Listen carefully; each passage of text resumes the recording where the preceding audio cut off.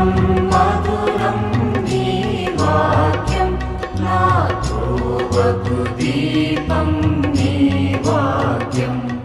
యేసు నామంలో మీకు శుభములు సమృద్ధిగా కలుగునుగాక. మధురం నీ వాక్యం అనే కార్యక్రమానికి స్వాగతం. ఈరోజు మనం నూతన నిబంధనలోని 27 గ్రంథములలో యేసు అనే అంశం 21వ భాగం ధ్యానించుకుందామండి. ఈ 21వ భాగంలో పేతురు మొదటి లేఖలో యేసు అనే అంశం. మధురం మధురం నీ వాక్యం నాతో వకు దీపం నీ వాక్యం. పేతురు మొదటి లేఖలో యేసు ప్రధాన కాపరిగా దర్శనమిస్తారు. In the first letter of Peter, Jesus appears as the chief shepherd.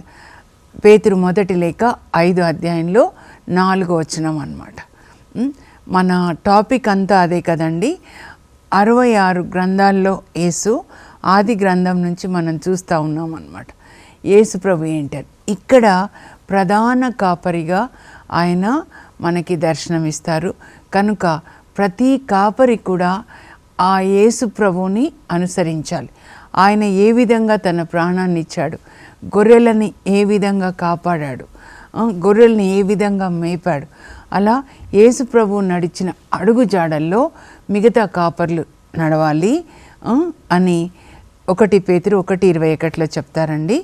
అయితే ఈ లేఖలో 2 ముఖ్యాంశాలు అన్నమాట. ఒకటి ఏంటంటే కాల్ ఫర్ హోలీనెస్, పరిశుద్ధ జీవితానికి పిలుపు అన్నమాట. మీ దేవుడు పరిశుద్ధుడైనట్లే మీరును పరిశుద్ధులై ఉండండి.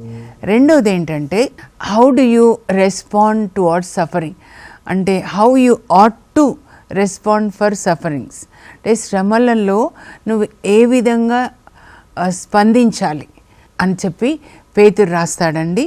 పేతురు అనగానే శ్రమలు అన్నమాట. యేసు ప్రభు ఎలా సిలువలో మరణించారు, అంతగా ఆయన కూడా సిలువలో మరణిస్తాడు కదా. శిష్యుడు అంటే గురువు నడిచిన అడుగు జాడల్లో నడవాలి, అలాగే నడుస్తారు కదండి. సో అలా మనము ఆదర్శంగా తీసుకోవాలి అని రాస్తాడనమాట. యేసు ప్రభు యొక్క శ్రమలు మనకి ఆదర్శము. ఆ శ్రమల్లో మనం ఆనందించినట్లయితే మనము మహిమలో ప్రవేశిస్తాము, పరలోకానికి వెళ్ళే మార్గం అన్నమాట. అసలైన ఆశీర్వాదము మనం పరలోకానికి వెళ్ళడము, పరలోకాన్ని పొందడం అన్నమాట. The true treasure is to have eternal life అని చెప్తాడు. అది మనకి ఎప్పుడు వస్తుందంటే యేసు ప్రభు నడిచిన, యేసు ప్రభు బోధించిన సిలువ మార్గం, శ్రమల మార్గం అని చెప్తాడండి. ఎందుకంటే చాలామంది శ్రమలు ఎందుకు వస్తాయి అని అడుగుతారు కదా. శ్రమలు మనల్ని ప్రభుతో ఐక్యం చేస్తాయండి. ఇది అసలు ఐక్యము, కమ్యూనియన్ అని అంటే అసలైన ఐక్యత ఏంటి అంటే సెయింట్ ఫ్రాన్సిస్ ఆఫ్ అసిసి యేసు ప్రభుని అడుగుతారండి, ప్రార్థన చేస్తారనమాట. ఏంటి అంటే నాకు 2 వరాలు ఇవ్వమని అడుగుతారు. ఒకటేంటంటే మీ శ్రమలతో నేను ఐక్యం కావాలి. I want to become one with your sufferings, I want to have communion with your sufferings. అంటే ఆయన శిలువ మీద వేలాడుతున్నప్పుడు ఏ శ్రమల్ని పొందాడో ఆ శ్రమలతో నేను ఐక్యం కావాలి. This is what is called communion అనమాట. యేసు ప్రభు శరీరంలో మనం కూడా ఆయనలో ఉండి ఆయన శ్రమలన్నీ మనం పొందినప్పుడు ఆయనతో ఐక్యం అవుతాం. ఆ ఐక్యత అన్నమాట. మనకి శ్రమలు ఎందుకు ఇస్తాడంటే శ్రమల ద్వారా మనం దేవునికి దగ్గరైపోయి ఆయనతో ఐక్యం అవుతాం. కొన్నిసార్లు మనల్ని శుద్ధి చేయడానికి అన్నమాట. సెయింట్ ఫ్రాన్సిస్ ఆఫ్ అసిసి ఇంకొక గ్రేస్ ఏంటంటే హీ ఆస్క్డ్ ఫర్ 2 గ్రేసెస్ అన్నమాట. ఇంకోటి ఏంటి అంటే మిమ్మల్ని సిలువ వేసి అంతగా హింసిస్తుంటే మీరు వాళ్ళ కొరకు ప్రార్థించారు, హింసించిన వారి కొరకు. తండ్రి వీరేం చేయుచున్నారో వీరెరుగరు కనుక వీరిని క్షమించండి అని. ఎంత ప్రేమతో మీరు వాళ్ళ కొరకు ప్రార్థించారో ఆ ప్రేమతో నన్ను నింపండి. Fill my heart with your love, agape love, త్యాగమైన ప్రేమ, ఆ ప్రేమతో నన్ను నింపండి. 2 వరాలు కూడా యేసుప్రభు ఆయనకి ఇస్తారండి. పంచగాయాలు వస్తాయన్నమాట. అప్పుడు ఆయనను చూసిన వాళ్ళు యేసుప్రభునే చూస్తున్నట్లుగా ఏది బోధించకుండా మారు మనసు పొందేవాళ్ళంట. ఈ గాయాలు, శ్రమలు స్టాంప్స్ అండి, మనం దేవునికి చెందిన వాళ్ళము అని. అందుకే పౌలు అంటాడు గలతీ లేఖలో, నేను యేసుప్రభు యొక్క ముద్రల్ని నేను ధరించి ఉన్నాను. ఎక్కడ చూసిన ఆయనకి అవమానాలు, దెబ్బలు, శరీరానికి దెబ్బలు, మనసుకి దెబ్బలు, అవమానాలు అన్నమాట. ఇంకా ఇప్పుడు పేతురు లేఖ చూద్దామండి. పేతురు ఈ లేఖని రోమ్ నుండి క్రీస్తు శకం 64లో రాస్తాడండి. పేతురు రోమ్లో 25 సంవత్సరాలు సువార్త బోధించాడు అని చెప్పేసి జోసఫస్ అనే హిస్టారియన్, చరిత్రకారుడు రాస్తాడనమాట. అయితే నీరో చక్రవర్తి ఆ సమయానికి రోమ్ సామ్రాజ్యాన్ని పరిపాలిస్తున్నాడండి. క్రీస్తు శకం 54 నుంచి 68 వరకు అనమాట. ఆయన క్రీస్తు శకం 64లో రోమ్ని కాల్చేసి ఆ నింద, నేరము క్రైస్తవుల మీద మోపుతాడు. దాంతో రోమన్లకి చాలా కోపం వస్తుంది. వీళ్ళు వచ్చి మన రోమ్ని వీళ్ళు తగలబెట్టడం ఏంటి అని. ఇంకా అప్పటి నుంచి హింస ప్రారంభమవుతుందండి. ఇది ఫస్ట్ పర్సిక్యూషన్ అంటారు, క్రైస్తవుల యొక్క మొదటి హింస అన్నమాట. సో ఆ సమయానికి కొద్దిగా ముందుగా పేతురు లేఖ రాస్తాడు. ఆ హింసలు భరించలేక వాళ్ళంతటా చెదిరిపోతారు. ఏషియా మైనరు, ఇంకా బితూనియా, గలతీ అనేక ప్రాంతాలకు అన్నమాట. అప్పుడు పేతురు వాళ్ళ విశ్వాసాన్ని బలపరుస్తూ ఈ లేఖను రాస్తాడనమాట. సో ఇలా చెదరిపోయినటువంటి దేవుని ప్రజలకు, ప్రియమైన ప్రజలకు, దేవునికి ఇష్టమైన ప్రజలకు, అంటే క్రైస్తవులకి అని రాస్తున్నాడు. మీరు క్రైస్తవులుగా ఉండడానికి దేవుని చిత్త ప్రకారం ఎన్నికయ్యారు.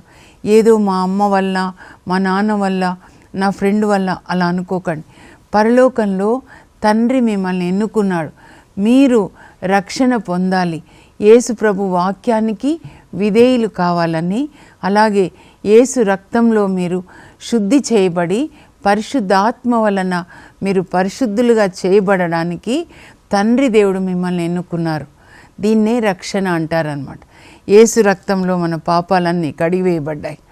తర్వాత యేసు పరిశుద్ధాత్మని పొంది యేసు ప్రభు వాక్యాన్ని చదివి దానికి మనం విధేయులై ఉన్నామంటే, ఇలా నేను ఉన్నాను, మీరు ఉన్నారనంటే అది దేవుని యొక్క కృప.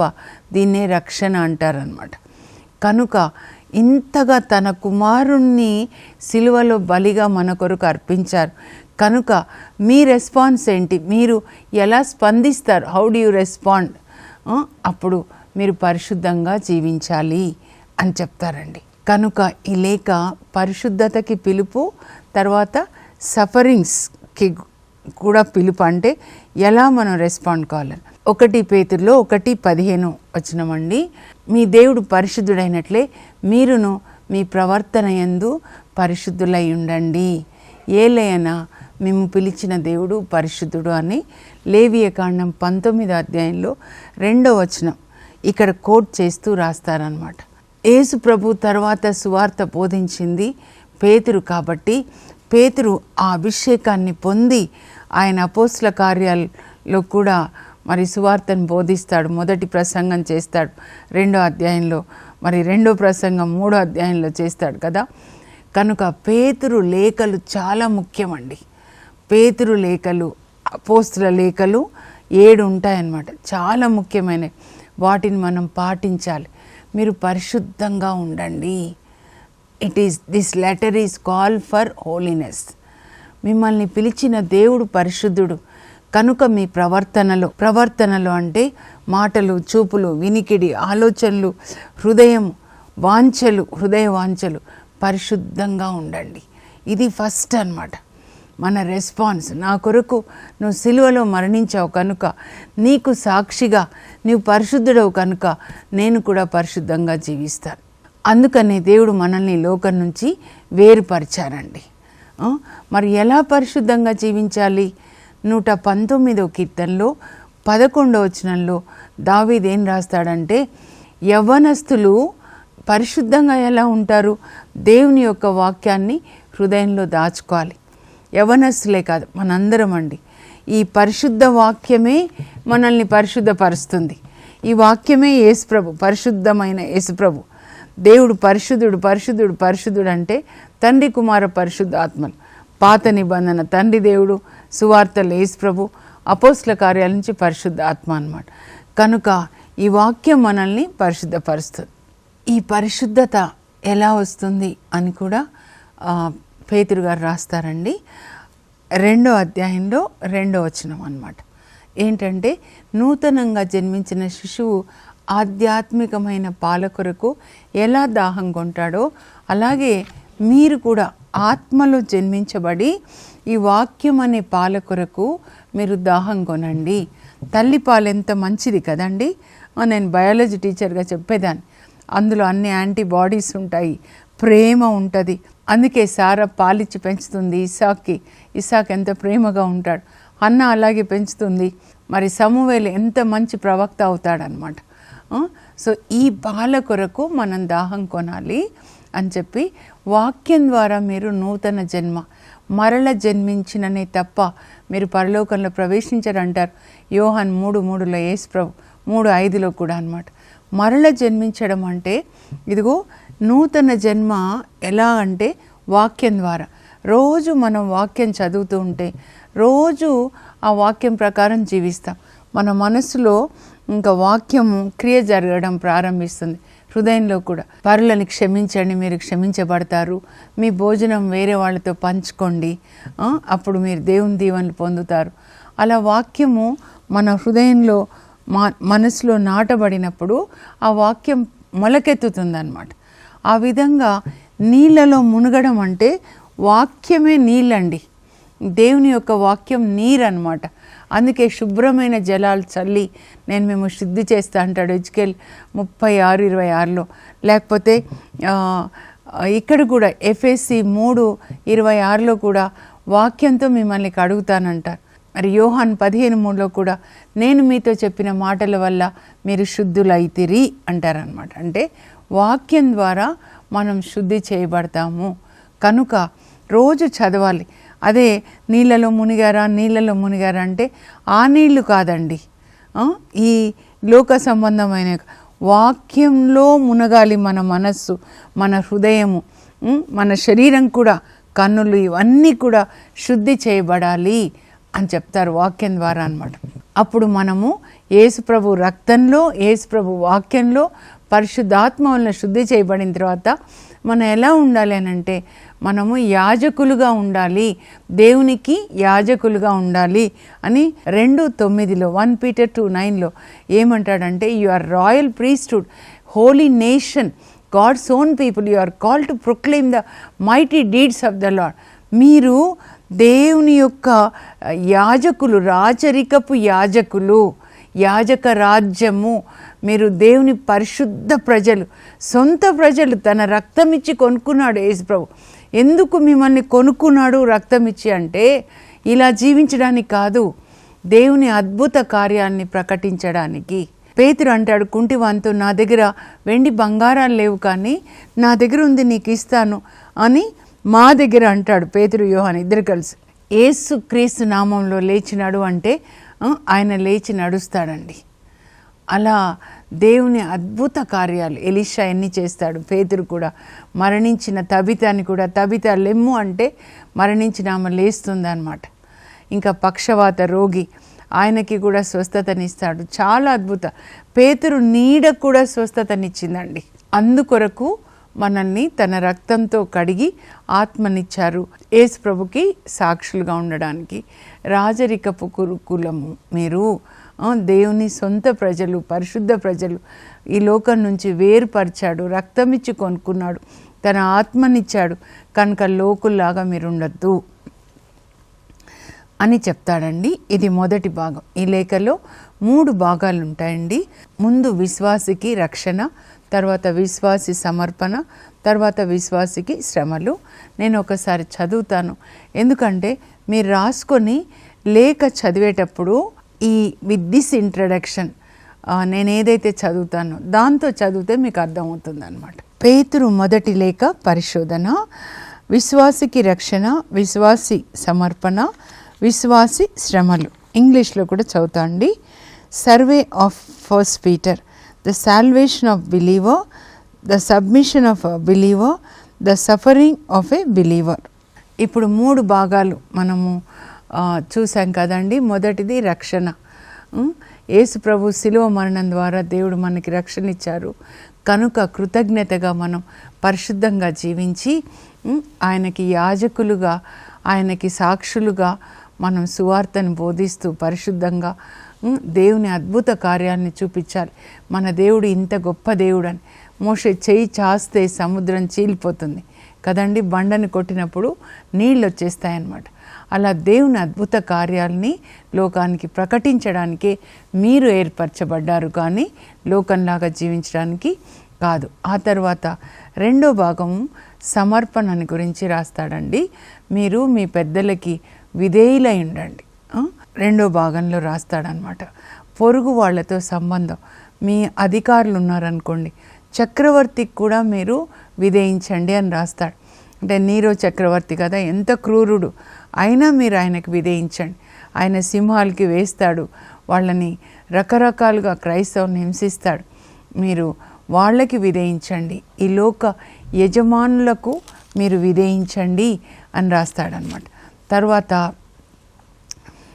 క్రీస్తు శ్రమలు మనకి మాదిరి అని మనం ఇంకా విన్నాం కదండి. 3వ అధ్యాయానికి వచ్చేసరికి భార్య భర్తలకు కూడా రాస్తాడనమాట. మీరు మంచి రిలేషన్ని కలిగి ఉండాలి. భార్యలారా, మీరు మీ భర్తలకి విధేయులై ఉండండి. ఒకవేళ ఆయన అవిశ్వాస అయితే మీ మంచి ప్రవర్తన వల్ల మీరు ఆయనను మార్చాలి. ఆయన మీ మంచి ప్రవర్తన, మీ పరిశుద్ధతని గమనిస్తాడు. మీ సౌందర్యము బాహ్యమైనది కాకుండా ఆంతరంగికమైనదై ఉండాలి. అది సాధువైనటువంటి అక్షయ సౌందర్యంగా, సాధువులాగా సౌమ్యంగా ఉండాలి. ఇన్నర్ బ్యూటీని మీరు కలిగి ఉండి, ఆ ఇన్నర్ బ్యూటీతో అంటే పరిశుద్ధాత్మ ద్వారా ప్రేమ, సహనం, ఓర్పు కలిగి ఉండి పరిశుద్ధాత్మ శక్తి చేత మీ భర్తను మీరు మార్చగలరు, కానీ బాహ్య సౌందర్యం వల్ల కాదు అని చెప్పి సారాన్ని మీరు ఉదాహరణగా తీసుకోండి అంటాడు. అలాగే భర్తలకి చెప్తాడు, వాళ్ళు మీతో పాటు దేవుని యొక్క రక్షణలో, జీవంలో పాలివారు కనుక వాళ్ళని ప్రేమించండి. ఇద్దరు ఎలా ఉండాలంటే పరస్పరము ఒకరినొకరు ప్రేమించుకుంటూ సుఖ దుఃఖములలో పాలి భాగస్థులై ఉండండి. కరుణని కలిగి ఉండండి, ప్రేమని కలిగి ఉండండి. కానీ మాటకి మాట, దూషణకి దూషణ, కీడుకు కీడు మీరు చేయొద్దు అని చెప్తారనమాట. ఇంకా తర్వాత శ్రమల గురించి రాస్తారండి. మనకి శ్రమలు వచ్చినప్పుడు మీరు మంచి చేస్తూ ఉన్నారు, అందువలన వాళ్ళు హింసించబడుతున్నారు అనమాట. కానీ అది దేనికి సాక్ష్యము అనంటే మీరు పరలోకంలో బహుమతి పొందబోతున్నారు. ఈ శ్రమలు, శరీరానికి హింసలు, వాళ్ళు అనేక రకాలుగా హింస పెడుతున్నారు. అలా హింసించబడిన వాళ్ళు శరీరంలో కొన్నిసార్లు అనారోగ్యం కూడా వస్తుంది మనకు కదా. పాపాన్ని విడిచిపెట్టిన వాళ్ళు అవుతారు. మీరు శరీరంలో బాధపడితే శుద్ధి చేయబడతారు, బంగారాన్ని అగ్నిలో వేసి శుద్ధి చేసినట్లుగా అని చెప్పి, అన్నిటికీ తుది సమయం వచ్చింది కనుక మీరు ప్రార్థిస్తూ ఉండండి, తర్వాత ఎక్కువ ప్రేమ కలిగి ఉండండి అని చెప్తారు. మీకు ఎప్పుడు మంచి చేసినప్పుడల్లా మీకు బాధలు వస్తే ఏదో అసాధారణమైంది అనుకోవద్దు. ఈ బాధలు అందరికీ వచ్చేవే. యేసు ప్రభుని మనం హత్తుకున్న రోజు నుంచి ఆయన శ్రమని హత్తుకోవడం, సిలువని హత్తుకోవడం అంటే, అయితే మీకు పరిశుద్ధాత్మ వచ్చింది అనడానికి కూడా అది ఒక గుర్తు, నిదర్శనం అంటాడు. మనం గాయపరచబడినప్పుడు, అవమానించబడినప్పుడు, నిందల పాలైనప్పుడు పరిశుద్ధాత్మ వచ్చి మన గాయాలకి కట్టుకడతాడు, తైలం పూస్తాడనమాట. సో ప్రతిసారి గాయపరచబడినప్పుడు ప్రతిసారి అభిషేకం, ఆ విధంగా అభిషేకం పెరుగుతుంది. ఇంకా చివరిగా 5వ అధ్యాయంలో కాపర్లకి రాస్తాడండి. తోడి సంఘ పెద్దనైన నేను. ఆ రోజులలో ప్రత్యేకంగా పెద్ద పెద్ద పొజిషన్స్ ఏం లేవండి, సంఘ పెద్దలుగా ఉండేవాళ్ళు అనమాట. ఈయన కూడా తోడి సంఘ పెద్దనైన నేను పెద్దలందరికీ రాస్తున్నాను, సంఘ కాపర్లకి, దేవుడు మీకు ఇచ్చిన మందని జాగ్రత్తగా కాపాడండి. అప్పుడు ప్రధాన కాపరి అయినటువంటి యేసు వచ్చినప్పుడు మీకు మహిమా కిరీటాన్ని ఇస్తాడు. బలా నమ్మకమైన సేవకుడా అని మహిమ కిరీటాన్ని ఇస్తాడు అని రాస్తాడు. తర్వాత యువకులకి సంఘస్థులందరికీ ఏం రాస్తాడంటే, మీరు వినయాత్ములై సైతాన్ని మీరు ఎదిరించండి అంటారనమాట. దేవుని యొక్క మాటకి లోబడి ఉండండి, వినమ్రులుగా ఉండండి. మీరు ఎప్పుడు వినయాన్ని కలిగి ఉంటే దేవుడు మిమ్మల్ని హెచ్చిస్తారు. మోషే ఎంత వినయం అంటే దేవుడు ఆయనను అంత హెచ్చిస్తారనమాట. యోసేపు కూడా ఎంత వినయం ఆది కాండంలో చూస్తాం. పునీతులందరూ కూడా మీరు వినయం కలిగి ఉంటే అప్పుడు మీ పాదాల క్రింద సైతాన్ ఉంటాడండి. గర్విష్ఠులకైతే తల మీద కూర్చుంటాడు, వినయం ఉన్న వాళ్ళకి వాళ్ళ కాళ్ళ కింద. యేసు ప్రభు ఎట్లా సాతాన్ని చితగ్గొట్టాడో మనం కూడా అలా చేస్తాము. కానీ ఇన్ని శ్రమలు మీకు వచ్చినా కూడా ఈ బాధలన్నీ తర్వాత దేవుడు మీకు దృఢమైన ఆత్మనిస్తారు, తర్వాత మీకు పరలోక భాగ్యం ఇస్తారు, మీరు మహిమలో ప్రవేశిస్తారని చెప్పి చివర్లో తుది శుభాకాంక్షలు ఎట్లా ముగిస్తాడంటే, ఇదిగో విశ్వాస పాత్రుడగు శిలాసు ద్వారా ఆయన సహాయంతో ఈ లేఖ రాస్తున్నాను. పేతురికి చదువు రాదండి, సో శిలాసు రాస్తూ ఉంటాడనమాట ఈయన చెప్తా ఉంటే. తర్వాత బాబిలోనియా సంఘంలో వాళ్ళందరూ మీకు శుభాకాంక్షలు చెప్తున్నారు. అంటే బాబిలోనియా అంటే రోమ్ అండి, శుభాకాంక్షలు చెప్తున్నారు. అలాగే నా ప్రియపుత్రుడు మార్కు కూడా ఇప్పుడు పేతురుకి ప్రియపుత్రుడుగా ఉంటాడు. మార్కే పేతురు బోధించింది రాస్తాడు మార్కు సువార్తగా అన్నమాట. మనం ప్రార్థన చేసుకుందామండి. పరిశుద్ధంగా జీవించాలి. రెండవది శ్రమల్లో ఆనందించాలి. అప్పుడు మనము పరలోకంలో యేసు ప్రభు దగ్గర ఉంటామన్నమాట. ఆయన శ్రమల్లో పాలు పంచుకుంటే ఆయన మహిమలో కూడా పాలు పంచుకుంటాం. అదే పరలోకానికి మార్గం, శ్రమల మార్గం. పరలోకపు మా తండ్రి, మీ పరిశుద్ధ నామమునకు స్తోత్రం కలుగును గాక. మీ దేవుడు పరిశుద్ధుడైనట్లే మీరును పరిశుద్ధులై ఉండండి అంటున్నారు. ఈ పరిశుద్ధ వాక్యం వలన మనం పరిశుద్ధపరచబడతాము కనుక ఈ వాక్యాన్ని కొరకు మీరు దాహం కొని దాన్ని పఠించండి, పాటించండి అని చెప్తున్నారు. మీరు క్రీస్తు శ్రమల్లో పాలు పంచుకుంటే ఆయన మహిమలో కూడా పాలు పంచుకుంటారు చెప్తున్నారు. కనుక శ్రమల యందు మేము ఆనందించేటట్లుగా ప్రభా మాకు పరిశుద్ధ ఆత్మనివ్వండి. ఆనంద తైలంతో మమ్మల్ని అభిషేకించండి ప్రభా. వాక్యాన్ని చదివి దాన్ని పాటించి ప్రకటించే కృప మాకు దయచేయండి. యేసు నామంలో అడుగుచున్నాం తండ్రి, ఆమెన్. ప్రతిరోజు మనం వాక్యాన్ని చదివి దాన్ని ధ్యానిస్తూ దాన్ని పాటిద్దాం. God bless you. Have a blessed day.